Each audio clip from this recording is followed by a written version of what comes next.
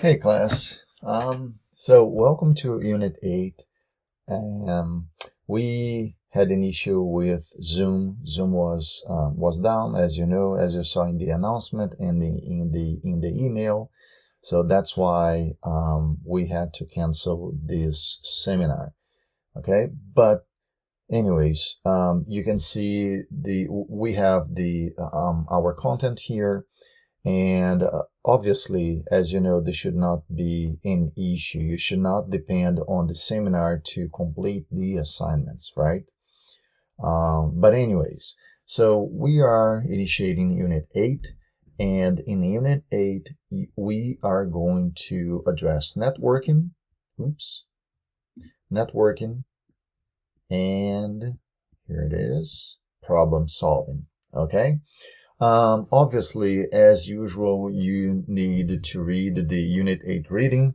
As usual, it's a straightforward document, although you may see quite a few pages in there. That's an easy reading.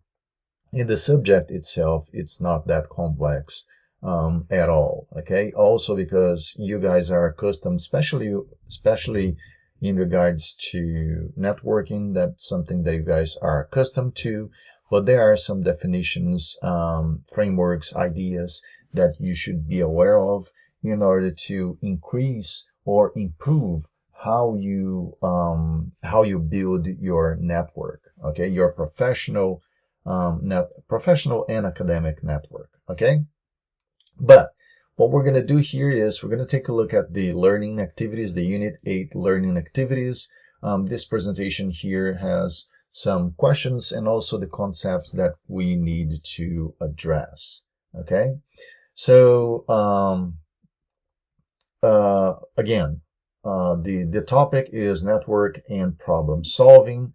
We're going to start with networking, and as you know, networking and problem solving are two more tools you can use as you strive to make progress with your future goals. Obviously, when it comes to career opportunities, networking is really important. So many jobs are now found through professional networking. So it will be important for you to start building a strong network of friends and colleagues well before you are ready to make a career change or look for a new job.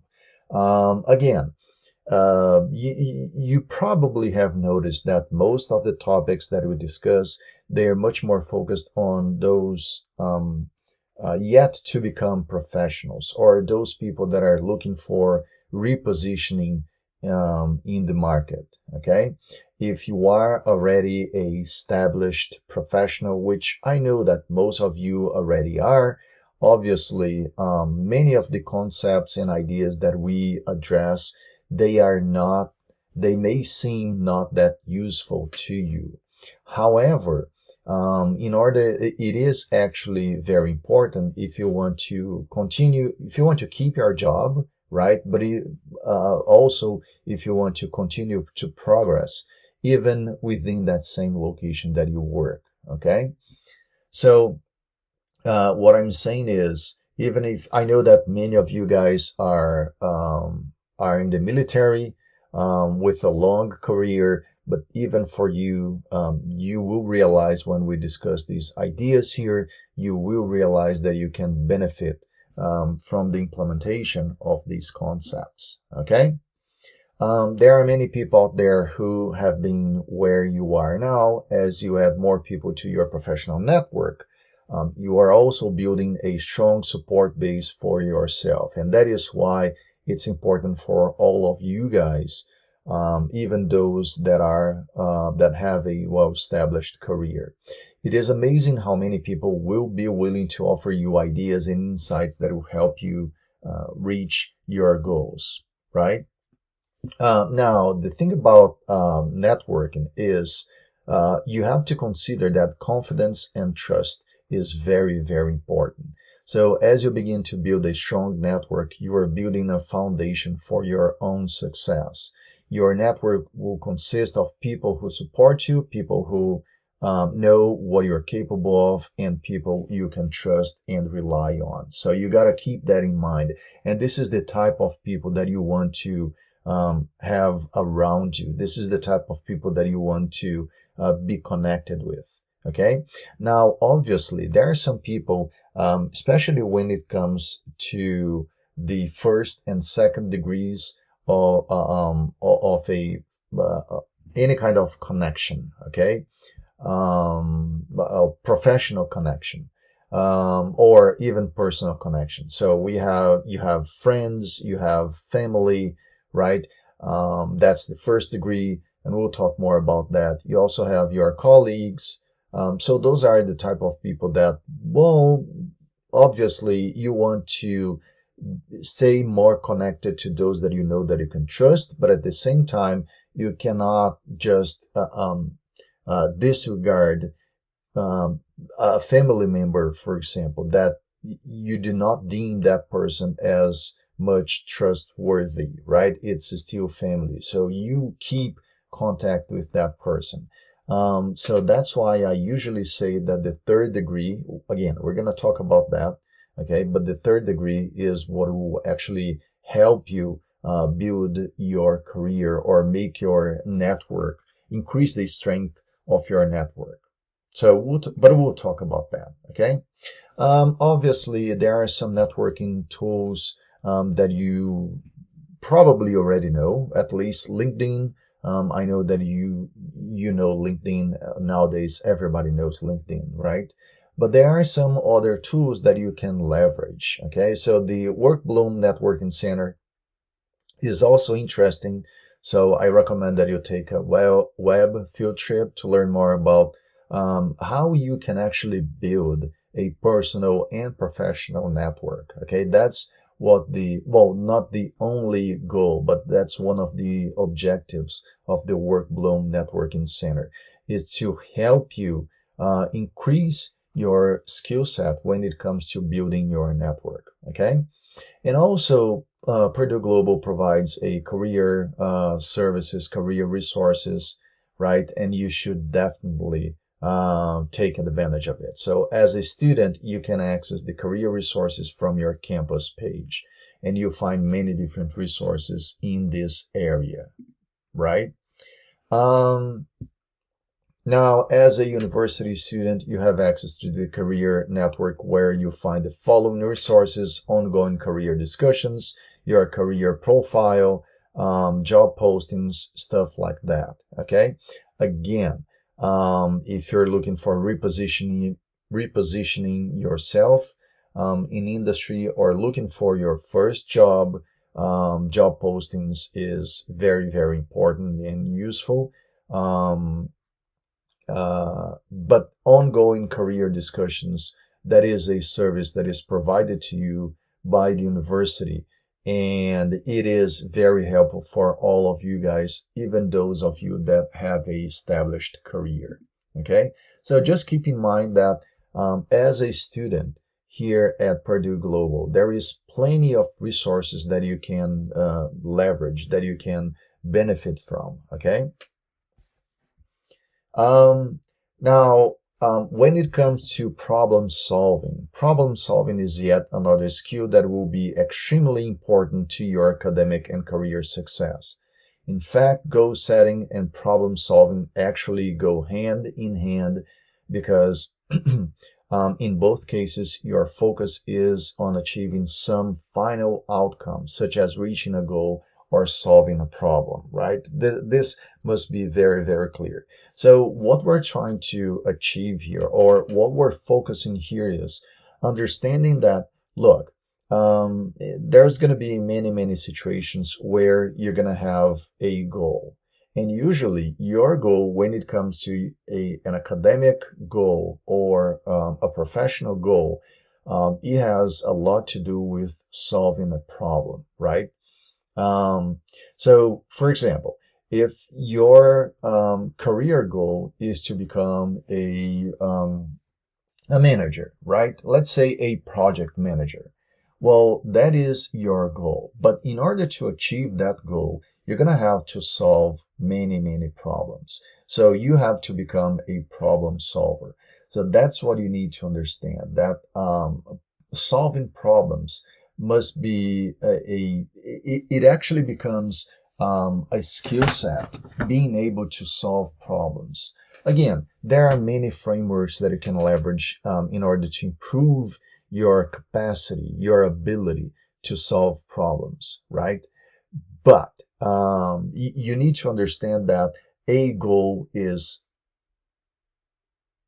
very attached to your capacity, your ability to solve problems, right? And quite often, as you strive to reach goals, you will simultaneously encounter problems or challenges that you must solve in order to continue making progress towards your final outcome. A common mistake many goal setters make is to give up on their goals when they encounter problems, right? So like I said, if you strive to becoming a project manager, right? You have to solve problems in order to achieve that, in order to achieve that goal. Now, the problem that is very common to see is people that when they face a problem, they give up. So, well, things like, well, becoming a project manager is very, very challenging. What if I, instead of focusing on becoming a project manager, I become a software developer? Okay. Obviously, this is just an example in information technology, but it applies to any area, right? There are, as you progress towards your goal, you will face challenges. But at the same time, as you face those challenges, you also realize that you have achieved stuff. You have achieved things. So you might start to question yourself. Well, I have achieved this already. I am already able. I am already capable of doing this. It's not my end game. It's not my end goal, right? But there is a career opportunity here. So I might as well just stop here and do this. Well, I'm not saying that this is a problem per se as far as a career, right? You might end up becoming a very happy and successful, in the scenario that I illustrated, a very successful code developer, right? That's not an issue. The problem here is if you start to do that, if you do not focus on defining your goal, how you're going to achieve that goal, and what are you going to do when you face problems, right? How you become a problem solver. If you do not teach you that, if you do not train yourself in that, this will become a common practice in your life. So that's something that you do not want to do, right? So when it comes to problem solving, in order to reduce the chances of, like I said, giving up in the middle of your trajectory, for example, there are many frameworks that you may leverage in order to become a successful problem solver, okay? And obviously, this is just one example, one framework, but this framework, which is nothing more than a set of milestones or steps, right? This is the base for most of the frameworks that you'll find out there. You may find frameworks that will define, let's say, 4 steps or 4 stages or 4 milestones, as this one that you see here. Others that will have 6, maybe 8, maybe 10. It doesn't matter. But those, let's say those 10, you can actually combine them together, and it will bring you back to these 4 stages or these 4 milestones here. So this is the type of problem solving milestones or framework that you should really use as a reference, okay? So make sure to set milestones or markers that will help you track your progress. So you need to define your problem or your goal. You need to brainstorm possible solutions or approaches, which means, okay, if I have a problem or a goal that I want to achieve, or a problem that I want to solve. Okay, that's good. You already identified what you want to do, or what your problem is. That's good, but that's not how you're gonna solve it. You just filter down all the possibilities. Okay, but you now need to actually identify how you are going to achieve that goal or how you're going to solve that problem. But initially, you will not only identify one solution or one goal, define one single goal, right? You have a bunch. That's why brainstorming is so important, because you will brainstorm possible solutions or approaches. Observe that solutions or approaches are in plural, okay, not singular. Now, out of that list, right, that you defined from brainstorming, you will try to get to the best solution or the best approach, right? So that's the third milestone here. Evaluate and select the best solution or approach. Now, obviously, there is also a chance that you will not be able to identify a single solution or a single approach. Okay, you may have list. So if that you had that brainstorm list with, let's say, 10 items, you filtered them down to, let's say, 2 or 3. Okay, that is perfectly fine. You will be able to, out of those 2 or 3, you'll be able to filter them down to 1. But ideally, you want to right away filter it down to 1. But again, if you don't, that is perfectly fine. You just have to bring some more steps into that formula, okay? And then you put your plan into action, okay? The difference, the basic difference when you filter that list down, let's say from 10 to 2, okay? And then, okay, now out of those 2, let me do a more detailed analysis and try to just bring it down to 1. If you still can't, what you're going to do is you will put both of those plans to action, okay? Because the reality is, even when you bring it down to a single one, maybe you believed that single one was the best solution. It does not necessarily mean that it is the best solution. You are going to act on that solution just the same. So the same thing can happen when you have 2 or 3 alternatives. You just pick one. If you cannot well determine which one is the best one, you will just pick one and put that plan into action.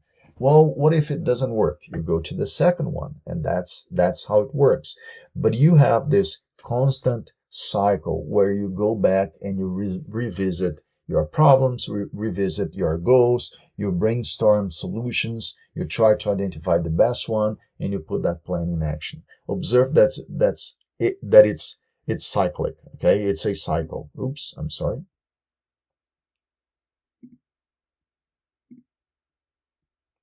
Okay, we have here a few questions.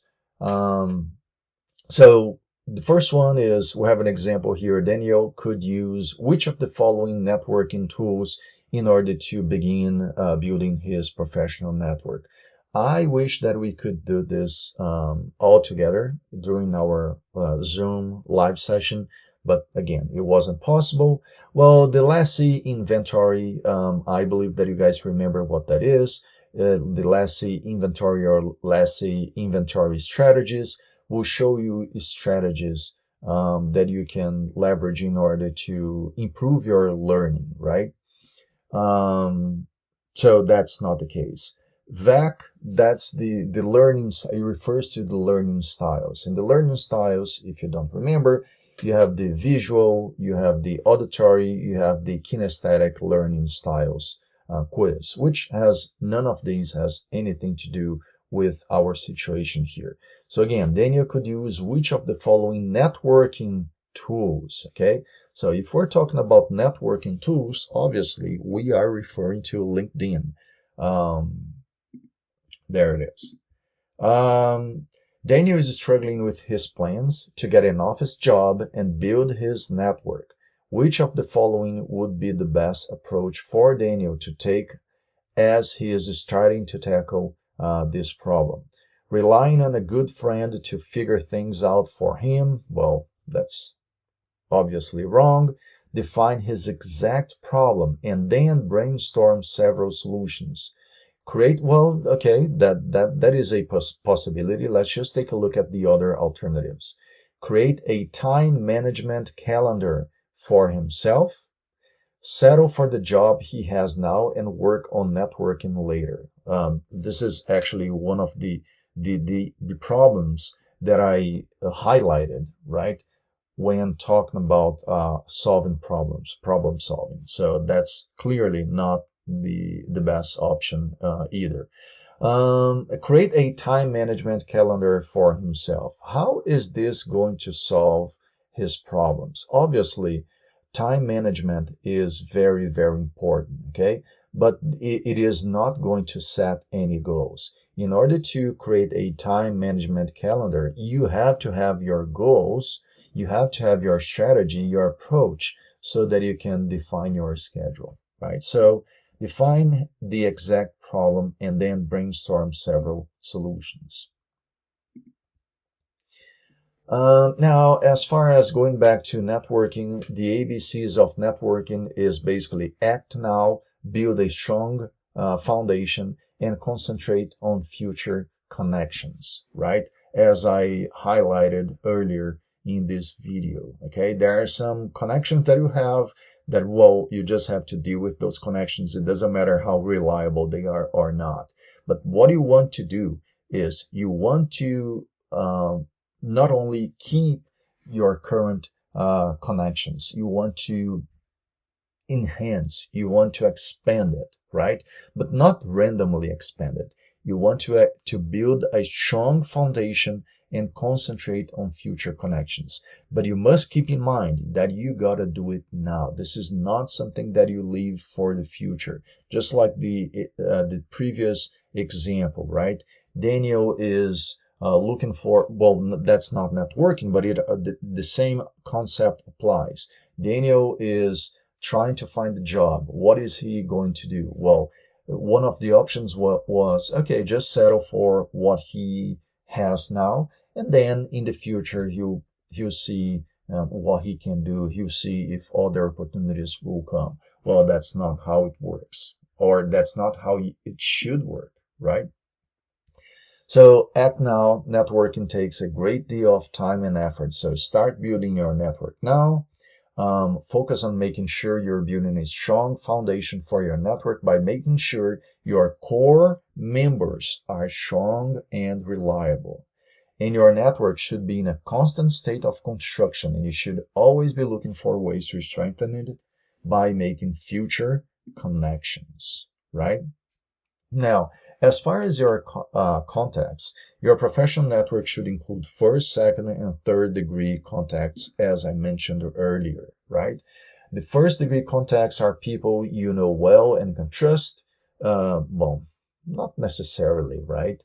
Such as family members, friends, relatives, and other close contacts. So the first degree of contacts is much more associated with them being close to you.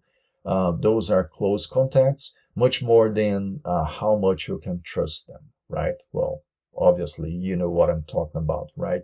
It's not because someone is your cousin that is a trustworthy person.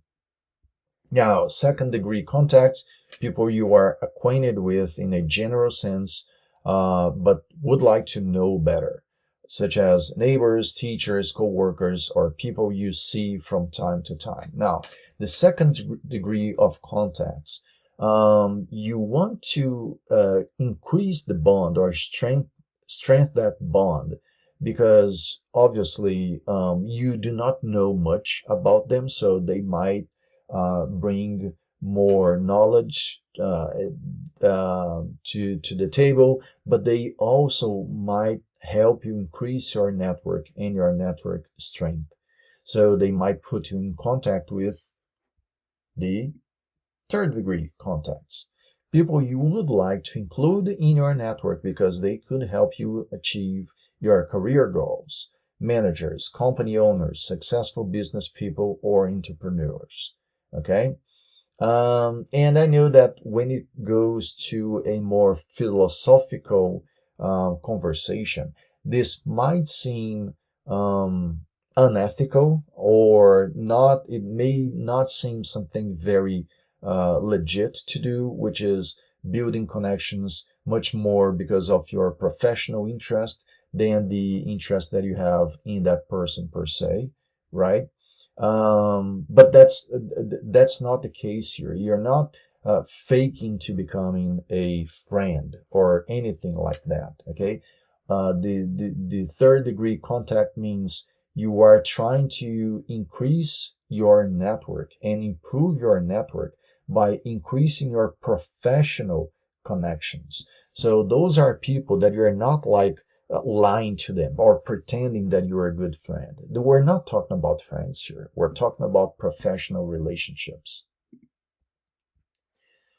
And as far as problem solving skills, problem solving is yet another skill that will be extremely important to your career and career success, as we already mentioned. But another framework that you can leverage in order to increase your chances of solving problems is the Do It framework. Okay? It is actually a 4-letter acronym. So the Do It is one example of a goal setting and problem solving strategy. You may want to use this strategy as you're focusing on setting up your interview with a professional and building your own professional network. Okay? So let me open the reading file so that we talk a little bit more for just a couple more minutes about the Do It framework. Hold on. So here it is, the Do It framework. As I mentioned, this is a 4-letter acronym. You may use this effective goal setting and problem solving strategy as you focus on setting up your interview with a professional and building your professional network. D stands for define. Define the specific problem. What is the specific problem or goal? What would be different for you if you solve this problem or meet this goal? Who else is involved? What do they think, right? O stands for outline or brainstorm different ways to solve the problem or reach the goal. What can you do to solve your problem or reach your goal? Identify the consequences of each thorough, careful evaluation and choose the best plan, right? We actually talked about the framework, the basic framework for solving problems, and you have basically the same stages here. The difference here is when it comes to identify, it comes to selecting your plan, right? You're being more thorough in the Do It framework. So you want to identify the consequences of each plan, okay? So it's not only thinking, let's say, okay, I have a list of possible alternatives, I have a list of goals, or I have a list of solutions to my problems, right? Or a list of approaches. And then I'll select the best one. Okay, what is the best one? And that's what the Do It framework is about. You want to think about the pros and cons of each of those solutions, okay? So you're not only going to consider the advantages of each, but you also consider the issues that may result out of that specific item, okay? And then finally, you want to take action.